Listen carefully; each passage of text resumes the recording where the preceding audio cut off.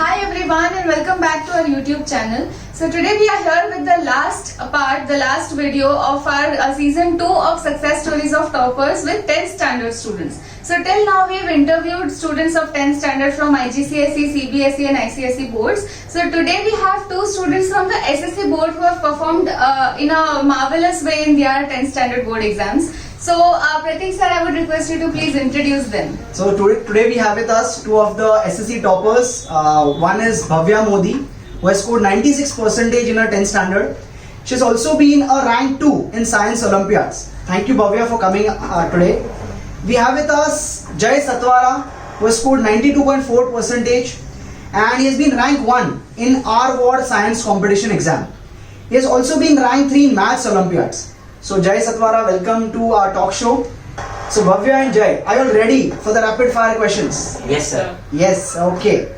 So let's keep it very simple, light, and आज का session बड़ा important है because maximum जो हमारे बच्चे हैं 10th standard के, they belong to SSC board.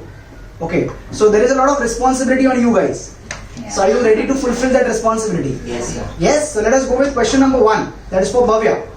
Bhavya, the question is, what was your study routine in the last few months just before the exams? जैसे जनवरी, फरवरी, मार्च में सबकी हालत टाइट होती है. Okay, it's a lot of pressure. तो उस time पे आपकी क्या पैटर्न थी पढ़ाई की? Actually, in the ending months, schools are not there. So we have the morning time or night time, whichever we are comfortable with. So portion is almost covered. So we have to only do revise everything. And for SSC students, we have mock test paper के लिए Navneet paper set, Jeevanti paper set 21. So refer that and work on the weak areas. Okay, so you did a lot of revision and you worked on your weaker areas. Yeah. कितने papers लिखे आपने ऐसे on an average? Actually, full Jeevanti and Navneet papers. पूरे एक हर subject के आपने लिखे? Yeah. Okay, great. So Nidhi ma'am, then second question for So Jay. Jay, we have a question with you कि एग्जाम के पहले का preparation is one thing, but जब आपका एग्जाम चल रहा है बीच में, जब आपको 1-2 दिन या 3 दिन की जो ब्रेक मिलती है between two subjects, so how did you prepare in that short break? So what I used to do is suppose in my during my exams science 2 के पेपर के वक्त और साइंस के पेपर वक्त यूजुअली एक ही दिन का ब्रेक होता है. तो वो एक दिन के ब्रेक में मैं कैसा करता था कि एक जो मेरा एग्जाम खत्म हुआ, अभी सपोज मैं पेपर लिख के आया हूँ और अभी मेरा नेक्स्ट एग्जाम है साइंस पार्ट 1. सो अगर उसमें 10 चैप्टर्स है तो मैं हर एक चैप्टर को उतना टाइम अलॉट करता था कि अभी चैप्टर सपोज वास्ट है तो yeah I have to finish it in 2 hours और 1.5 hour इन एनी वे. और अगर 1.5 hour में कंप्लीट हुआ नहीं और थोड़े क्वेश्चंस रह भी जाते थे तो मैं उसको अलग से रखता था और अगर एंड में टाइम बचे तो उनको रिवाइज कर लेता था.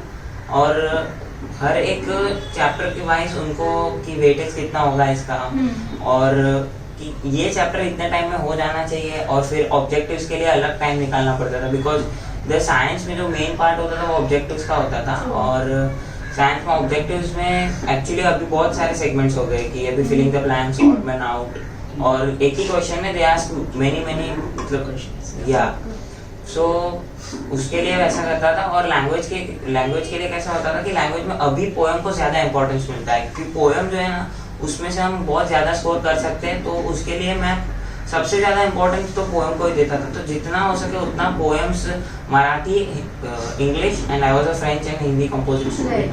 या सो हिंदी में तो पोएम्स होते नहीं थे हिंदी कंपोजिट में, but in English and Marathi what I used to do is कि पोएम्स को बहुत ज्यादा उनके लिए टाइम निकालता था क्योंकि वो ही मार्क्स एंड में वो ही उनकी वजह से स्कोर बढ़ सकता था. तो पोएम्स में जो अभी तो बहुत सी चीजें हैं जिसकी वजह से हम स्कोर कर सकते हैं. तो पोएम्स वाला पार्ट और मराठी में वोकैबुलरी और इंग्लिश में भी वोकैबुलरी का तो बहुत इंपॉर्टेंस है. ग्रेट. सो काफी इन डेप्थ एनालिसिस करना जरूरी है कि मार्क्स वाइज कहाँ पे किसको कितना टाइम दे.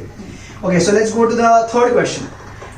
भव्या, जैसे लैंग्वेजेस में स्कोर करना काफी डिफिकल्ट होता है. Okay, it's very difficult specially कि 90 ऊपर जाना.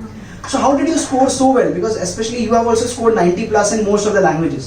So how did you do so well in languages? In languages क्या होता है मतलब सब लोग बोलते हैं कि ग्रामर पार्ट है, स्पेशली मराठी में बहुत प्रॉब्लम होता है कि मराठी कैसे करें. बट जो पैसेज से रिलेटेड क्वेश्चन होता है वो हो जाता है, बट पर्सनल रिस्पॉन्स में मार्क्स नहीं मिलता है. So what I use to do is मतलब कि हर एक कोटेशन आते थे, तो quotation I use to learn and according to question, मतलब पता है कौन से चैप्टर है, तो Perfect. नेचर के ऊपर चैप्टर है तो उसकी स्टार्टिंग में या एंडिंग में वो स्टेटमेंट कोटेशन डाल देना Okay. और बाकी का खुद से लिखना। एंड बाद में फिर वो क्रिएटिव राइटिंग वगैरह है, तो उसके अंदर मतलब 5 मार्क्स रहते हैं ना, तो try to put as much as you can put quotations and phrases, so उसके वजह से ज्यादा Marks मिल मार्क्स सकता मिल है। सकता है। एंड मराठी में है कि कंपलसरी क्वेश्चन है कि आत्मकथा आता है, so what I used to do, आत्मकथा का starting and ending was fix, बीच में का पैराग्राफ दो खुद से जिसके ऊपर भी पूछा रहेगा ना उसका बना के लिख देने का। Okay. Okay. So this is a cheat code, हाँ? Yeah. Okay, कि पहले से प्रिपेयर करके रखो, बीच में खाली अपना Yeah. डायनामिक कंटेंट चेंज करना है। Okay. Right. Nice. So Nidhi ma'am, the Yeah. next question. So Jay, with you we come to the most scariest subject that students face, that is maths. So would you like to share some tips for maths? So mathematics is 10th standard के लिए तो basically रोज मतलब अभी suppose खाना खा के हो गया एंड ऑल, तो जो रात का टाइम है तो उसमें सिर्फ मैथमेटिक्स डेली प्रैक्टिस चाहिए ही मैथ्स को, तो मैथ्स के लिए उतना टाइम निकालना पड़ेगा। एंड अगर सपोज आपका पूरा बुक सॉल्व करके हो भी गया तो वापस से सॉल्व करो, और अगर एक टाइम आता है कि आप सैचुरेट हो जाते हो या एक सेटिस्फैक्शन मिल जाता है कि भाई बहुत सॉल्व हो गया, then you can go for challenging questions और हॉट क्वेश्चंस। और and in the previous syllabus of 10th standard उन लोग के बुक के पीछे देयर यूज्ड टू हैव 60 और 30 हॉट क्वेश्चंस, और पोर्शन में उतना फर्क नहीं है, तो you can solve that questions also, because अभी मैथ्स का जो नया पेपर पैटर्न है उसके हिसाब से in question 3 and the last question 4 they can ask any type of HOTS to you, and mostly question 3 में हमारे टाइम पे भी, मेरे कोर्स के टाइम पे भी question 3 में मैथ्स 2 में उन लोग ने क्वेश्चंस पूछे थे जो मैं एक्चुअली उसमें ज्यादा हायर ऑर्डर थिंकिंग स्किल्स चाहिए थे, तो हायर ऑर्डर थिंकिंग स्किल्स वाले सम्स जिसे HOTS भी बोलते हैं शॉर्ट में, उन पे अगर टाइम है और बहुत बार मैथ्स का जो स्टेट टेक्स्ट बुक है वो सॉल्व हो चुका है, then you should go for it definitely. And उसको सॉल्व करने के बाद भी 21 सेट में भी बहुत से क्वेश्चंस मिलते हैं, तो मैथ्स के लिए प्रैक्टिस के लिए तो बहुत सारा मटेरियल है और हो सके उतना करना है, बट सबसे ज्यादा मेन फोकस होना चाहिए स्टेट टेक्स्ट बुक पे, बिकॉज सबसे ज्यादा स्कोर तो वो ही देगा। क्वेश्चन 3 एंड क्वेश्चन 4 वो जो है वहां से they can ask something which requires high thinking skills, and in question 3 also उतने क्वेश्चंस नहीं होते, बट क्वेश्चन 4 होता है वो उसके लिए उस पर ज्यादा फोकस करना पड़ता है if you have to score 95 or 96 plus in mathematics. Great. So and then maths में practice is the key, और जैसे उसने बताया कि रात को जो टाइम था डेली बेसिस पे वो मैथ्स के लिए जाता था, so wonderful. So let's go to Bhavya now again. Bhavya, अब आता है द मेन पार्ट कि तैयारी हो गई, एवरीथिंग इज डन, हम 365 डेज बच्चे तैयारी करते हैं फॉर देयर बोर्ड एग्जाम्स, और 3 घंटे में बोर्ड पेपर को लिखते हैं एंड 3 या 4 या 5 मिनट में पेपर चेक होता है। So how to make sure कि पेपर बहुत अपीलिंग हो, कि क्या ऐसी चीजें लिखनी चाहिए, क्या होना चाहिए, नीटनेस, जो भी चीजें आप कुछ बता सकते हो हमारे व्यूअर्स को। यूजुअली स्कूल से ऐसा सिखाया रहता है कि दोनों साइड पे बॉर्डर Borders है, मारना। वो सब तो ठीक है, बट जैसे साइंस है, एसएस है, उसके लिए क्या करना है, मतलब कोई ब्रीफ आंसर गिव रीजन लिखा है तो उसके अंदर जो हर एक पॉइंट में जो कीवर्ड्स रहते हैं ना उसको अंडरलाइन करेंगे ना, तो जो एग्जामिनर चेक करे उसके दिमाग में वो जाएगा, वो सीधा वही दिखेगा, तो ही वो दूसरा कुछ ग्रामेटिकल मिस्टेक एंड ऑल में उसका ध्यान नहीं जाएगा, so he just ticks and gives full marks. और लैंग्वेज में और एंड ऑल द सब्जेक्ट्स, मतलब कैंसलेशन जितना कम हो उतना अच्छा है, इसके लिए कैंसलेशन की वजह से बहुत प्रॉब्लम होता है। एनी अदर थिंग्स, ऐसे एज इन जैसे हमको बताते थे कि मैथ्स में बॉक्स बनाओ आंसर के हाँ, फाइनल आंसर के वक्त बॉक्स, मतलब यूजुअली कुछ भी मेन हो या मैथ्स में तो साइड में हर एक में रीजंस भी लिखना है, इसके लिए कभी कभार ऐसा होता है कि नहीं समझा तो रीजन से, एंड इंग्लिश में एंड ऑल में ग्रामर एंड ऑल ऑब्जेक्टिव्स में मेन कैंसलेशन नहीं होना चाहिए, ओवर राइटिंग नहीं होना चाहिए। तो बच्चों ये सबसे इम्पोर्टेंट पार्ट है कि आप रिप्रेजेंटेशन इतना बेहतरीन करो और इसके लिए लिख लिख के पेपर सॉल्व करो ताकि आपको पता चले कितने टाइम में। देखो speed and handwriting both go hand in hand, so जितना एलैबोरेट कर सकते हो, जितने डायग्राम्स बना सकते हो उतने आप ट्राई करिए and make it, give the paper character a wow factor. So let's go to the last question for Jay. Yes. So, summing up everything, Jay, can you share the top 3 tips that an SSC student should follow, like a success mantra for SSC board? Okay. So firstly what I think is मुझे बहुत late realise हुआ कि जो firstly actually मेरा board exam start हुए उसके 8 days पहले ही मेरे ग्रैंडमदर की डेथ हो गई and I was not prepared for it and it was like a shock to me and मतलब रिवीजन टाइम था, लैंग्वेजेस करना था, एकदम ऐसा प्लान पूरा रेडी रखा था but I didn't have a plan B. So you should think of every situation and also you should plan different way.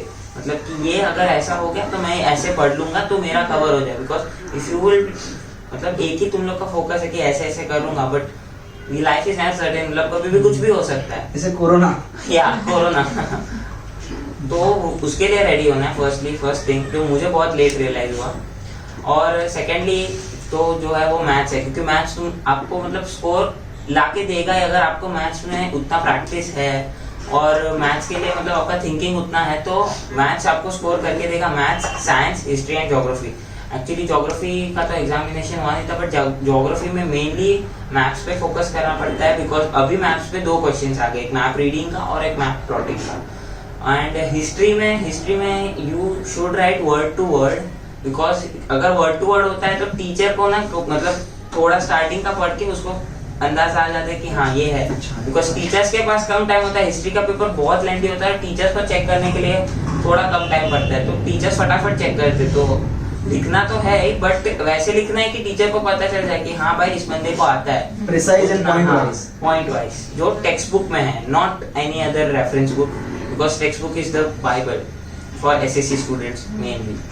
And the last thing which I would say is कि languages पे focus करना बहुत जरूरी है. And the main thing is never think कि भाई best of 5 होगा तो मैं ये सब्जेक्ट पे ध्यान नहीं दूंगा बिकॉज कैसा होगा अगर आपने सोचा है कि मेरा मराठी वीक है और मैं इंग्लिश के लिए प्रिपेयर ही नहीं करता हूँ.